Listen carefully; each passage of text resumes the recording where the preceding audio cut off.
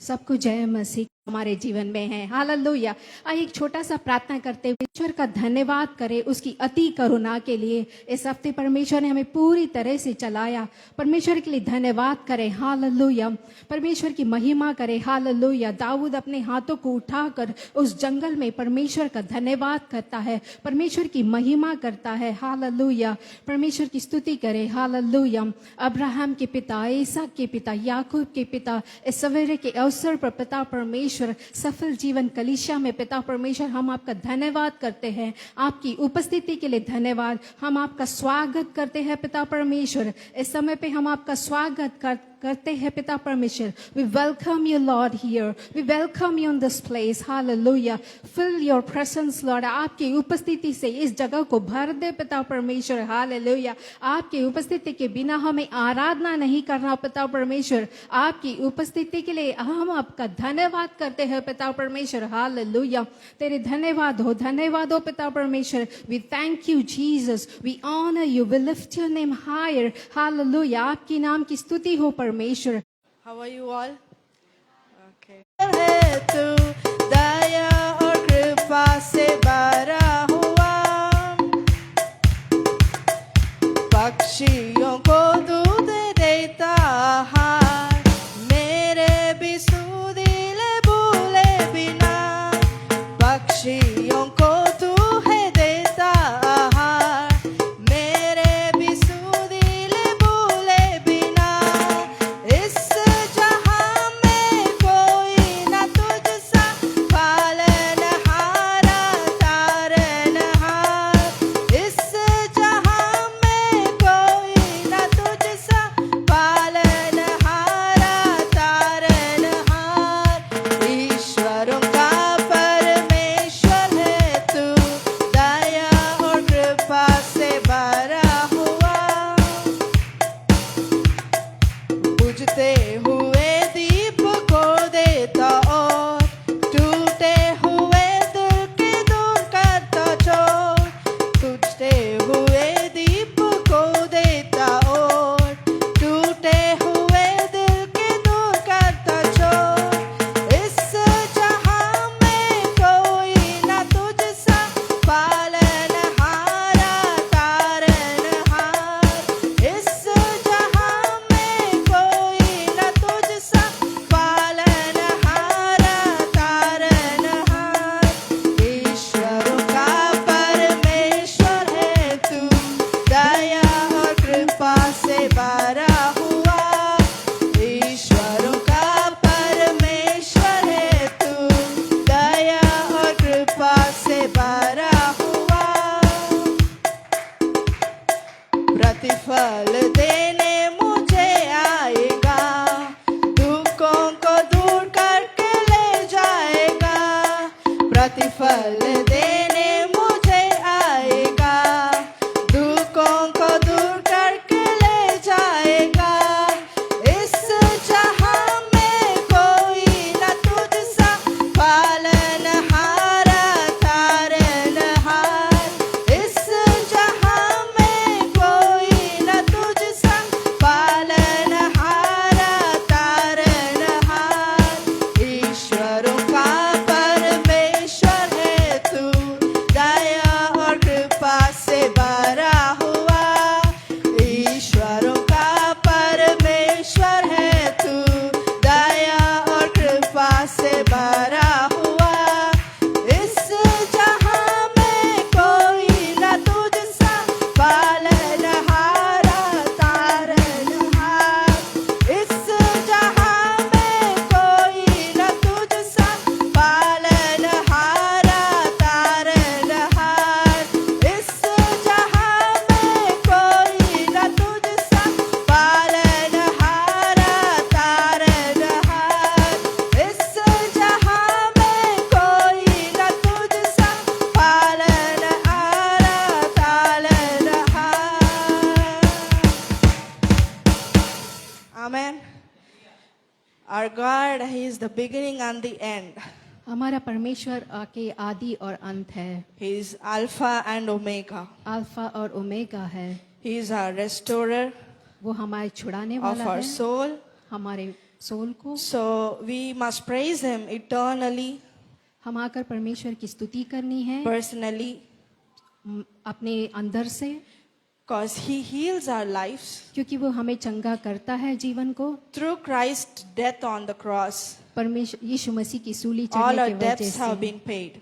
और हमारी मौत आकर उन्होंने So पे no more किया है। worries, तो आप चिंता ना no करें, pain, कोई दर्द नहीं है, no difficult times, कोई मुसीबत समय नहीं no है, disease, कोई रोग नहीं है, no debt, मौत नहीं है, no more poor.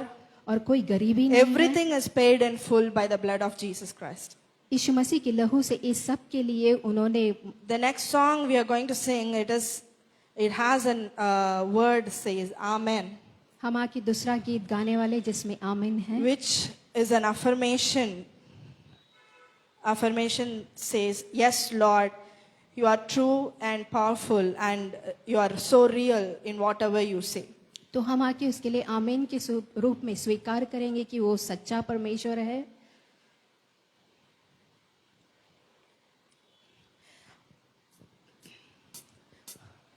आदि और अंत वो आमेन, अल्फा ओमेगा वो आमेन, आदि और अंत वो आमेन, अल्फा ओमेगा वो आमेन, स्वर्ग में तेरा नाम आमेन, मुझे चंगाई देता है आमेन, स्वर्ग में तेरा नाम आमेन, मुझे चंगाई देता है आमेन।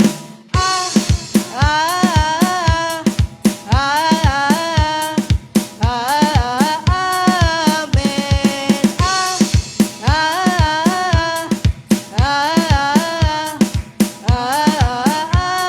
आमेन। अविनाशी है तेरा शब्द आमेन, निश्चय कार्य करता आमेन, अविनाशी है तेरा शब्द आमेन, निश्चय कार्य करता है आमेन, स्वर्ग में तेरा नाम आमेन, मुझे चंगाई देता है आमेन, स्वर्ग में तेरा नाम आमेन, मुझे चंगाई देता है आमेन।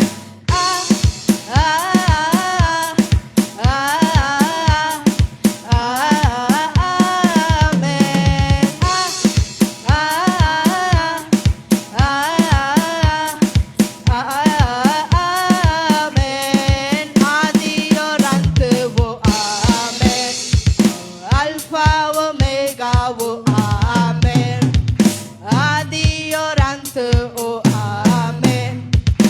अल्फा ओमेगा वो आमेन, स्वर्ग में तेरा नाम आमेन, मुझे चंगाई देता है आमेन, स्वर्ग में तेरा नाम आमेन, मुझे चंगाई देता है आमेन। आ आ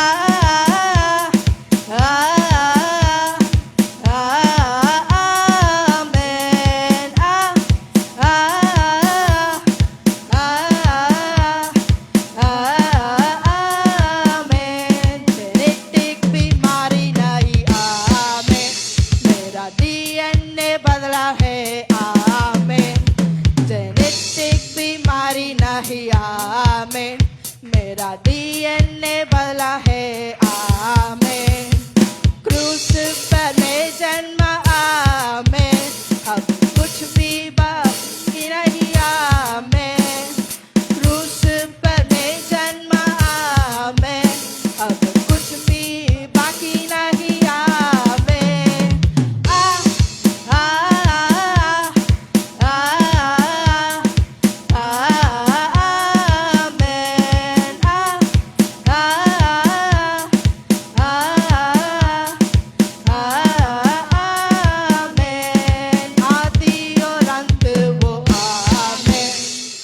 अल्फा ओमेगा वो आमेन, आदि और अंत वो आमेन, अल्फा ओमेगा वो आमेन, स्वर्ग में तेरा नाम आमेन,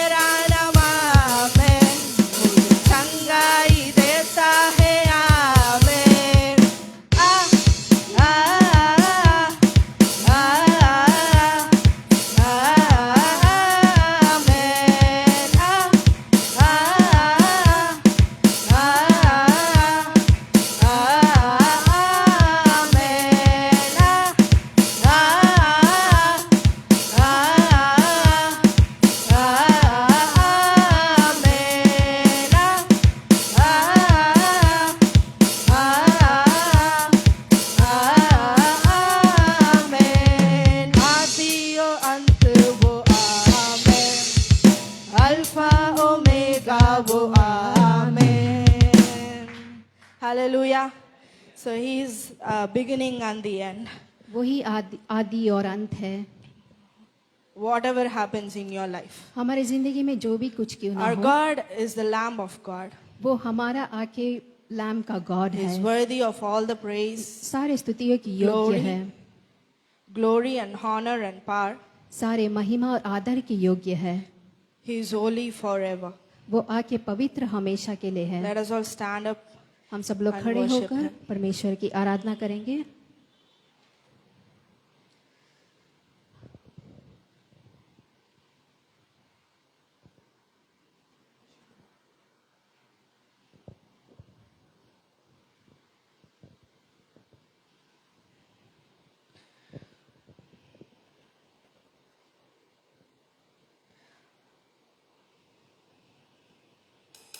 हजारों भी दिया सजदे में झुके, गाएं गीत युगों का मेमने को। जो थे हमसे पहले जो ईमान लाए, गाएंगे गीत युगों का मेमने को। यीशु नाम श्रेष्ठ है, यीशु नाम महान है, यीशु नाम सब नामों से ऊंचा। हर सिंहासन शासन हुकूमत और ताकत, यीशु नाम सब नामों से ऊंचा।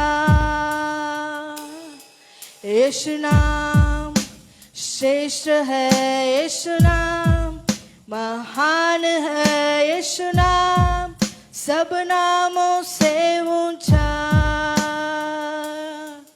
हर सिंहासन शासन हुकूमत और ताकत, यीशु नाम सब नामों से ऊंचा। सभी दूत गाए पवित्र, ये जगह गाए पवित्र, ऊंचा उठाए पवित्र, सदा पवित्र। सभी दूत गाए पवित्र, ये जहां गाए पवित्र, ऊंचा उठाए पवित्र, सदा पवित्र।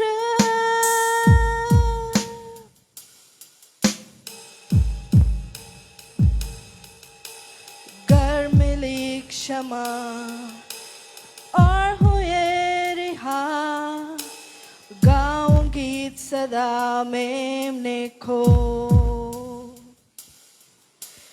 गर हो तुम मज़ार लेते उसका नाम, गाऊं गीत सदा मेमने को।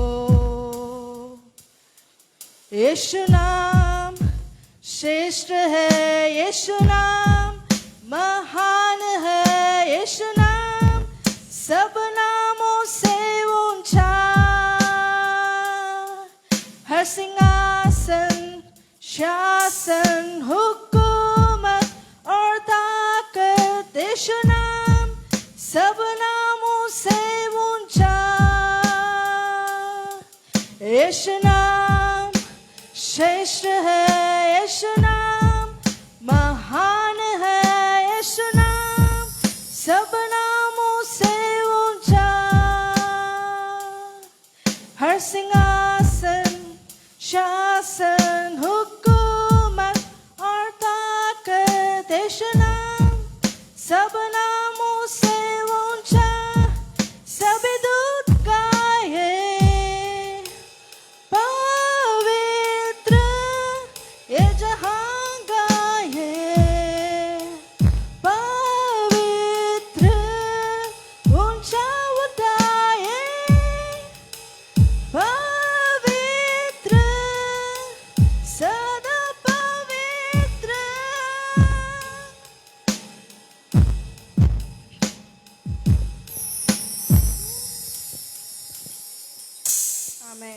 He is our God who helps us.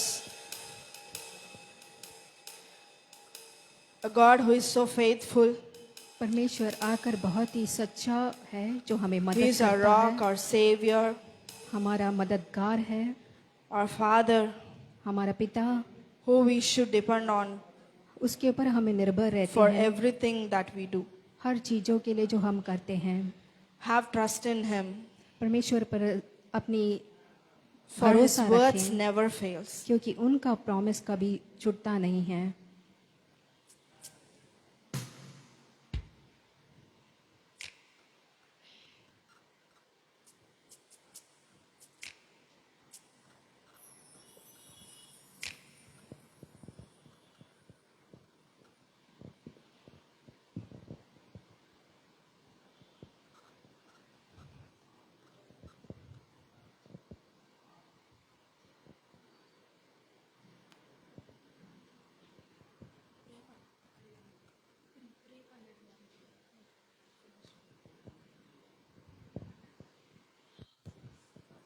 Hallelujah, praise the Lord. परमेश्वर का धन्यवाद करें।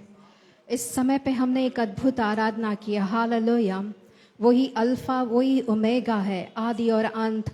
हालेलुया, परमेश्वर की स्तुति करें, परमेश्वर की महिमा करें, उसका धन्यवाद करें, परमेश्वर की धन्यवाद करें उसके आश्चर्य कर्मों के लिए। अब तक हमें चलाया उसके लिए धन्यवाद करें। हालेलुया। पिता परमेश्वर, हम आराधना करते हैं। इस समय पे हम आपका आराधना करते हैं। हालेलुया। पिता परमेश्वर, आगे के समय को हम आपके हाथ पे सौंपते हैं। पिता परमेश्वर, आपकी नाम की महिमा हो। सब कुछ यीशु मसीह के नाम से मांगते हैं, सुन और ग्रहण कर। आमीन।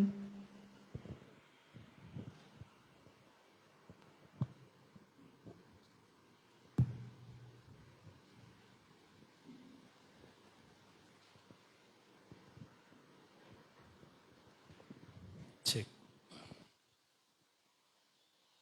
கர்த்தருடைய பரிசுத்த நாமத்துக்கு ஸ்தோத்திரம். परमेश्वर की नाम की महिमा हो। வெற்றி வாழ்வு திருச்சபையினுடைய இந்திய ஆராதனைக்கு வந்திருக்கிற உங்கள் யாவரையும் நம்முடைய ஆண்டவரும் ரட்சகருமாகிய இயேசு கிறிஸ்துவின் நாமத்தினாலே வாழ்த்தி வரவேற்கிறேன். सफल जीवन में आए हुए हर एक भाइयों बहनों को यीशु मसीह के नाम से मैं धन्यवाद और स्वागत करता हूँ। இது நம் கர்த்தருக்கென்று கொடுக்கிறதான நேரம். ये अभी आके हम समय आकर परमेश्वर को देने वाले हैं। இவ்வளவு நேரம் நம்ம நம் பாடல்கள் மூலமாக கர்த்தரை ஆராதித்தோம். इतने समय तक हम परमेश्वर की आराधना के जरिए धन्यवाद करते हैं। இப்பொழுது நம்முடைய கொடுத்தலின் மூலமாக கர்த்தரை நாம் ஆராதிக்க போகிறோம். अभी हम आकर परमेश्वर को आकर अपने भेंट के जरिए परमेश्वर का आराधना करने वाले हैं। நாம் தேவனுக்கு கொடுப்பதற்கு முன்பாக நாம் ஏன் கொடுக்க வேண்டும், யாருக்கு கொடுக்க வேண்டும், எப்படிப்பட்ட ஒரு மனப்பான்மையோடு கொடுக்க வேண்டும் என்பதை அறிந்து நாம் கொடுக்கிறவர்களாக இருக்க வேண்டும். परमेश्वर को देने के पहले हम क्यों देते हैं, किस लिए देते हैं, इसके बारे में हमें समझना बहुत ही जरूरी है। ஆதியாகமம் 8ஆம் அதிகாரம் 22ஆம் வசனத்தை வாசிக்கிறேன். उत्पत्ति का किताब 8वीं अध्याय पढ़ेंगे हम। ஆதியாகமம் 8:22. Chapter 8 verse 22। பூமி உள்ள நாளளவும் விதைப்பும் அறுப்பும் சீதளமும் உஷ்ணமும் மாரிக்காலமும் பகலும் இரவும் ஒழிவதில்லை என்று தம்முடைய உள்ளத்தில் சொன்னார். यहाँ पे हम देखते हैं कि परमेश्वर आके उत्पत्ति के किताब में बोने और काटने के बारे में देखते हैं। நாம் தரித்திரத்திலும் குறைவிலும் வாழ வேண்டும் என்று தேவன் விரும்புகிறதில்லை. परमेश्वर कभी नहीं चाहता है कि हम गरीबी में जिए। நாம் நிறைவிலும் ஏராளத்திலும் தாராளத்திலும் வாழ வேண்டும் என்று விரும்புகிறார். परिपूर्णता के आशीष से हम जीना है करके परमेश्वर चाहते हैं। ஆசீர்வாதத்திலும் செழிப்பிலும் வாழ வேண்டும் என்று தேவன் விரும்புகிறார். पूरी आशीष से हम जीना है करके परमेश्वर चाहते हैं। ஆகவே அவர் ஒரு பிரமாணத்தை ஏற்படுத்தி வைத்திருக்கிறார். यहाँ पे हम देखते हैं कि यहाँ पे एक लॉ परमेश्वर ने रखा है। அந்த பிரமாணத்தினுடைய பேர் விதைப்பும் அறுப்பும் என்கிற பிரமாணம். तो उस लॉ का मतलब ये है कि बोना फिर काटना। அந்த பிரமாணத்தை சபையில வைத்திருக்கிறார் அவர். तो वो आके उस लॉ को परमेश्वर ने कलीसिया में भी रखा है। அந்த பிரமாணத்தை நாம் இயக்கி வைக்கிறவர்களாக இருக்க வேண்டும். तो उसको हम आके पालन करना है। முதலாவது இந்த பிரமாணத்தினுடைய பேர் என்ன? तो सबसे पहले इस लॉ का नाम क्या है? விதைப்பும் அறுப்பும் என்கிற பிரமாணம். इसका मतलब है कि बो फिर काटो। அது ஏன் பிரமாணம் என்று அழைக்கப்படுகிறது? तो ये क्यों एक लॉ के नाम में जाना जाता है? அது எல்லாருக்கும் வேலை செய்யும். क्योंकि वो सबके लिए काम करता है, அப்பதான் அது பிரமாணம். इसीलिए वो एक लॉ है। அது ஏழைக்கும் வேலை செய்யும், பணக்காரனுக்கும் வேலை செய்யும். चाहे वो गरीब हो या अमीर हो। படித்தவனுக்கும் வேலை செய்யும், படிக்காதவனுக்கும் வேலை செய்யும். पढ़े लिखे लोग के लिए भी और अनपढ़ लोगों के लिए भी वो काम சிறு करता है। பிள்ளைக்கும் வேலை செய்யும், வயது முதிர்ந்தவர்களுக்கும் வேலை செய்யும். छोटे बच्चों के लिए भी काम करता है, बुजुर्ग लोगों के लिए भी काम करता है। நம்மகிட்ட ஒரு கார் சாவி இருக்கு.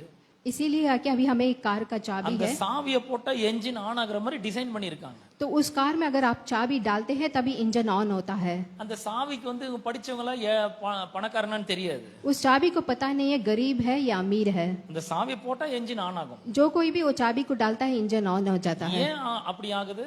क्यों ऐसा है? ஏன்னா அது வடிவமைக்கப்பட்டது அந்த. क्योंकि वो वैसा ही बनाया गया है। அப்ப ஒரு சின்ன பையன் போய் அந்த சாவியை போட்டு ஆன் பண்ணாலும் கார் ஸ்டார்ட் ஆயிடும். अगर एक छोटा सा बच्चा जाके भी चाबी डालता है तो कार शुरू हो जाएगा। சாவிக்கு தெரியாது இந்த சின்ன பிள்ளைக்கு டிரைவிங் தெரியுமா தெரியாதான்னு. चाबी को पता नहीं है कि छोटे लड़के को ड्राइविंग पता है या नहीं है। சாவியை போட்டு ஆன் பண்ணா அது ஆன் ஆயிடும் என்ஜின், அவ்வளவுதான். चाबी डालने से इंजन हो जाएगा। அது போல தான் இந்த பிரமாணம் கூட. बिल्कुल उसी तरह से ये लॉ भी है। அந்த பிரமாணத்தை இயக்கி வைத்தால் அது வேலை செய்யும் கண்டிப்பா. तो इस लॉ को जब आप पालन करते हैं तो काम करता है। அந்த பிரமாணம் நிச்சயமா வேலை செய்யும். वो लॉ जरूर काम करता है। எனக்கும் வேலை செய்யும், मुझे भी काम करेगा, உங்களுக்கும் வேலை செய்யும், आप लोग को भी काम करेगा, யாருக்கும் அது வேலை செய்யும். किसी को भी काम करेगा। இத யார் ஏற்படுத்தி வைத்திருக்கிறார்? ये किसने बनाया है? God has ordained. परमेश्वर ने बनाया है, அவர் நியமித்து வச்சிருக்கிறார். उन्होंने बनाया है। யாருக்காக நியமித்து வைத்திருக்கிறார்? किसके लिए बनाया है? உங்களுக்காக எனக்காக அவர் நியமித்து வைத்திருக்கிறார். आपके लिए और मेरे लिए बनाया है, நீங்களும் நானும் ஆசீர்வதிக்கப்பட வேண்டும். ताकि कि आप और मैं आशीष से रहें, செழிப்பாக வாழ வேண்டும். आशीर्वाद से रहें, குறைவில் இருக்க கூடாது, बिना कोई कमी घटी का, தரித்திரத்தில் இருக்க கூடாது, गरीबी में नहीं, ஏழ்மை வறுமையில் இருக்க கூடாது. कोई आके बेरोजगारी में नहीं, நம் நிறைவிலும் ஏராளத்திலும் தாராளத்திலும் வாழ வேண்டும். परिपूर्णता आशीष से जीने के लिए रखा है। நாம் பெருக்கத்தில் வாழ வேண்டும் என்று தேவன் விரும்புகிறார். बढ़ते ही रहने के लिए जीवन में परमेश्वर ने रखा है। நம்முடைய தேவன் பெருக்கத்தின் தேவனா இருக்கிறார். हमारे परमेश्वर आके हमारे बढ़ाई देने वाला परमेश्वर है। ஆகவேதான் அந்த பிரமாணத்தை ஏற்படுத்தி வைத்திருக்கிறார். इसीलिए परमेश्वर ने इस लॉ को बनाया है। இந்த பிரமாணத்தை அவர் ஏற்படுத்தி வைத்திருந்தாலும் நாம் அதை இயக்கி வைக்க வேண்டும், ஆக்டிவேட் பண்ண வேண்டும். तो परमेश्वर ने इस लॉ को बना दिया है, लेकिन हमें ही इसे आके पालन करना है। இப்ப நம்ம வந்து ஒரு புது மொபைல் வாங்குறோம். अभी मेरे हाथ में एक नया मोबाइल है, அந்த மொபைல்ல ஒரு சிம் வாங்குறோம். उसमें एक सिम आएगा, அந்த சிம்ல எல்லா தகவல் தொழில்நுட்பங்களும் அடங்கி இருக்கிறது. उस सिम के अंदर सारा कुछ डेटा आके रहेगा, அதுல எல்லா இன்ஃபர்மேஷனும் இருக்கு. सारा इंफॉर्मेशन उसके अंदर रहेगा, ஆனா அந்த சிம்மை நம்ம ஆக்டிவேட் பண்ணணும். लेकिन उस सिम को आपको एक्टिवेट करना है। அவங்க கால் பண்ணுவாங்க, நம்முடைய நேம், டேட் ஆஃப் பர்த் எல்லாம் நம்ம சொல்லணும். तो आप कस्टमर सर्विस में कॉल करके अपना नेम, डेट ऑफ बर्थ सब बोल के एक्टिवेट करना है, அப்பதான் அது வேலை செய்யும், तभी वो काम करेगा, வேலை செய்ய ஆரம்பிக்கும். तभी वो काम करने का शुरू करेगा। அதே போல தேவன் எல்லாவற்றையும் செய்து ஏற்படுத்தி வைத்திருக்கிறார். बिल्कुल उसी तरह परमेश्वर ने सब कुछ बना के रखा है, இப்ப நாம் அதை இயக்கி வைக்க வேண்டும். तो अभी हम आकर उसका पालन करना है। அப்ப பாருங்க, நம்ம என்ன நினைக்கிறோம், எனக்கு கடவுள் கொடுக்கிறதுக்கு நிறைய கொடுக்கணும்னு ஆசையா இருக்கு, ஆனா என்கிட்ட ஒண்ணுமே இல்லை அப்படின்னு. लेकिन हम क्या सोचते हैं कि मेरे पास देने के लिए मैं परमेश्वर को बहुत देना चाहता हूँ, पर मेरे पास कुछ नहीं है। ஆண்டவர் உங்களிடத்து நிறைய எதிர்பார்க்கறது கிடையாது. परमेश्वर आपसे बहुत आके एक्सपेक्ट नहीं कर रहा है। அவர் சொல்றார், கொஞ்சத்தில் உண்மை உள்ளவனை அநேகத்தின் மேல் அதிகாரியாய் வைப்பேன். आमीन। परमेश्वर कहता है आपके पास जो कुछ है आप उसमें सच्चाई से रहे, परमेश्वर आपको आशीष करेगा। உங்கள்ட்ட கொஞ்சம் இருக்கலாம், आपके पास थोड़ा सा होगा, ஆனா அதிலிருந்து ஃபர்ஸ்ட் அண்ட் தி பெஸ்ட் ஆண்டவருக்கு நாம் தர வேண்டும். उसमें से आप पहला और उत्तम परमेश्वर को दे। நாம் காணிக்கையிலும் தசம்பாகங்களும் கொடுக்கும் பொழுது जो भी आप परमेश्वर को भेंट चढ़ाते हैं, நம்ம வந்து ஆண்டவருக்கு கொடுக்கிறோம். हम परमेश्वर को देते हैं। இங்க சர்ச்சுக்கு கொடுக்கிறது கிடையாது, ये आके कलिसियों को हम नहीं இங்க देते இருக்கிற हैं, பாஸ்டர் கொடுக்கிறது या கிடையாது, फिर पास्टर को नहीं देते हैं, நம்ம கர்த்தருக்கு கொடுக்கிறோம். हम परमेश्वर को देते हैं। அப்புறம் நீதிமொழிகள் 3ஆம் அதிகாரம் 9ஆம் வசனம் சொல்றது, honour with honour your God with all your substance.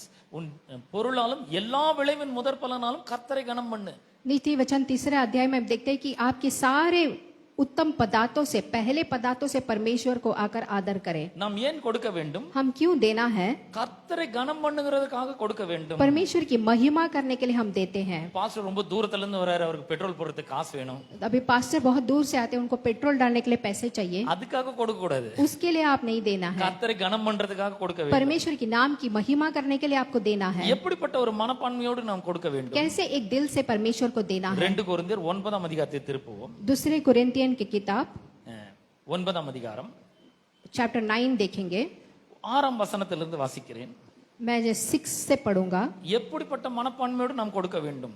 किस दिल से हमें देना है करके हम देखेंगे। 2 கொரிந்தியர் 9:6. दूसरा कोरिन्थियन चैप्टर 9 वर्स 6। பின்னும் நான் சொல்லுகிறது என்னவெனில், சிறுக விதைக்கிறவன் சிறுக அறுப்பான், பெருக விதைக்கிறவன் பெருக அறுப்பான். तो यहाँ पे देखा जा रहा है कि जो कम बोता है कम आके उपजाऊ लेता है, जो ज्यादा बोता है वो ज्यादा उपजाऊ लेता है। 7ஆம் வசனம், அவனவன் விசனமாயும் அல்ல கட்டாயமாயும் அல்ல தன் மனதில் நியமித்தபடியே கொடுக்க கடவன், உற்சாகமாய் கொடுக்கிறவனிடத்தில் கர்த்தர் பிரியமாய் இருக்கிறார். तो यहाँ पे देखते हैं कि दान देने वाले आकर पूरे मन से आके देना चाहिए, उस पर परमेश्वर आकर बहुत ही प्रेम रखता है। இந்த வாசித்த வசனங்களிலே நாம் எப்படிப்பட்ட மனப்பான்மையோடு கொடுக்க வேண்டும், எப்படிப்பட்ட மனப்பான்மையோடு கொடுக்க கூடாது என்று அவர் சொல்லுகிறார். और इस वचन में हम देखते हैं कि परमेश्वर किस दिल से देना चाहिए और किस दिल से नहीं देना चाहिए करके बोल रहे அவர் हैं। சொல்றாரு, அவனவன் விசனமாயும் அல்ல கட்டாயமாயும் அல்ல. तो यहाँ पे कहते हैं कि मन मोटाव होकर आके नहीं देना चाहिए। காணிக்கை பாக்ஸ் நம்ம கிட்ட வருது, அதுல காணிக்கையை நம்ம கொடுக்கிறோம். तो यहाँ पे आके कुड़कुड़ करके नहीं देना चाहिए। அதுல கொடுக்கும்போது ஐயோ நம்ம பணம் போதேன்னு நம்ம அப்படி व्यसनமா கொடுக்க கூடாது. तो हम देते समय ही डालते समय ही अपने दिल में कुड़कुड़ करते हुए नहीं डालना चाहिए। காணிக்கை பெட்டி வருது, கட்டாயம் போட்டு தான் ஆகணும்ன்ற கட்டாயத்தினால கொடுக்க கூடாது. तो जरूर मुझे आके डालना है करके नहीं डालना है। தன் மனதில் நியமித்தபடி கொடுக்க வேண்டும். तो यहाँ पे जैसे मन में ठाने वैसा ही देना चाहिए। அது மட்டுமல்ல, உற்சாகமாய் கொடுக்கிறவனிடத்தில் கர்த்தர் பிரியமாய் और இருக்கிறார். ना केवल नहीं बल्कि पूरे दिल और खुशी से देने वाले पर परमेश्वर प्रेम रखता है। கொடுக்கும்போது உற்சாகம் எப்படி வரும் நீங்க கேட்கலாம். तो आप बोलते होंगे देते समय खुशी कैसी आएगी। இந்த பணம் எங்கிட்ட இருந்து போகும்பொழுது जब ये पैसे मेरे हाथ से जाते हैं தேவனுடைய அழிவில்லாத நித்திய ராஜ்யத்திலே நான் விதைக்கிறேன். तो परमेश्वर के नाम मिटने वाले राज्य में मैं आके बोता हूँ। அவர் சொன்னார், கொடுங்கள் அப்பொழுது உங்களுக்கு கொடுக்கப்படும் என்று சொல்லி तो இருக்கிறார். परमेश्वर ने कहा था दो तब आपको दिया जाएगा। அமுக்கி குலுக்கி சரிந்து விழும்படியாக நன்றாய் அளந்து மனுஷர் உங்கள் மடியிலே போடுவார்கள் என்று சொல்லி இருக்கிறார். एकदम भर कर उसको आकर आपको देंगे। ஆகவே இது என் கையை விட்டு போறது கொஞ்சம் தான்.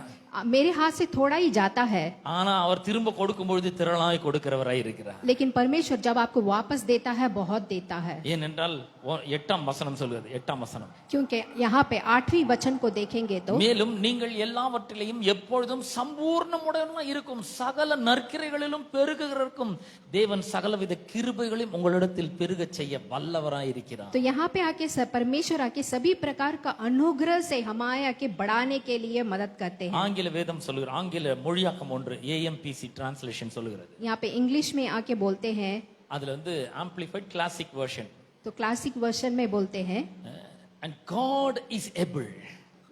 परमेश्वर आकर, கொஞ்சம் யோசித்து பாருங்க, our God is able तो परमेश्वर आकर to make all grace, every favor and every earthly blessing come to me in abundance. तो परमेश्वर की सारी करुणा और दया आके परिपूर्णता से मेरे ऊपर आएगा, So that I may under all circumstances, whatever the need be, तो कोई भी परिस्थितियों में आकर मैं आके खुशी से रहूंगा, self-sufficient, एकदम परिपूर्णता से, possessing enough बहुत ज्यादा मिलने के लिए, to require no aid or support, और जो भी कुछ चाहिए हमें furnished in abundance तो माने कि परिपूर्णता से परमेश्वर देते for हैं। every good work and charitable donation. तो जो भी आप अच्छे ही दिल से देते हैं उसके लिए, நீங்கள் கொஞ்சமா கொடுக்கும் பொழுது आप जब थोड़ा सा देते हैं, எந்த தேவையா இருந்தாலும் சரி, யாருக்கா இருந்தாலும் சரி, யோசிக்காம கொஞ்சம் கூட யோசிக்காம நீங்க வாரி வழங்கறதுக்கு வேண்டிய எல்லாவற்றையும் ஆண்டவர் உங்களுக்கு தருகிறார். जब आप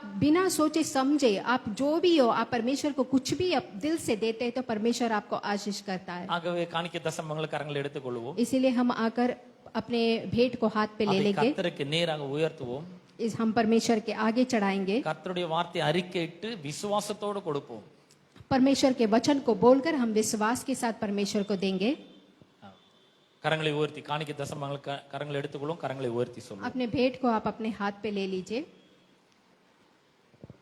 கர்த்தரின் மேய்ப்பராய் இருக்கிறார், परमेश्वर मेरा चरावा है நான் தாழ்ச்சி அடையேன். और मैं आके कभी भी घटूंगा नहीं। சிங்கக்குட்டிகள் தாழ்ச்சி அடைந்து பட்டினி கிடக்கும், सिंह के बच्चे आके भूखे रहेंगे, கர்த்தரை தேடுகிற எனக்கோ ஒரு நன்மையும் குறைபடாது. लेकिन परमेश्वर को जो ढूंढते हैं वो कभी भी कोई भी आके कमी नहीं रहेगा। கொடுங்கள் அப்பொழுது உங்களுக்கு கொடுக்கப்படும் என்று சொன்னீரே. आप दो तभी आपको दिया जाएगा करके आपने बोला है। உம்முடைய வார்த்தை விசுவாசித்து கொடுக்கிறேன், मैं आपके वचन को आके विश्वास करके देता हूँ, கொடுக்கிற எனக்கு பரிபூரணம் உண்டாகும், और मैं जो देता हूँ मुझे भी आशीष पाए। எல்லா நன்மைகளை நீர் எனக்கு பெருக செய்ய வல்லவராய் இருக்கிறீர். आप सब कुछ मुझे देंगे, उसके लिए मैं धन्यवाद நான் करता हूँ। உற்சாகமாய் கொடுக்கிறேன், मैं पूरे दिल से आपको देता हूँ, ஆகவே நீர் என்னிலே பிரியமாய் இருக்கிறீர். इसीलिए आप मेरे ऊपर प्रेम रखने के लिए ஏராளம் தாராளமாக எனக்கு திரும்ப கொடுப்பீர் मुझे वापस आप परिपूर्णता से देंगे, என்பதை விசுவாசிக்கிறேன். मैं उसको विश्वास करता हूँ விசுவாசத்தோடு கொடுக்கிறேன். और विश्वास के साथ मैं देता हूँ. இயேசுவின் நாமத்தில் यीशु मसीह के नाम से मांगता हूँ.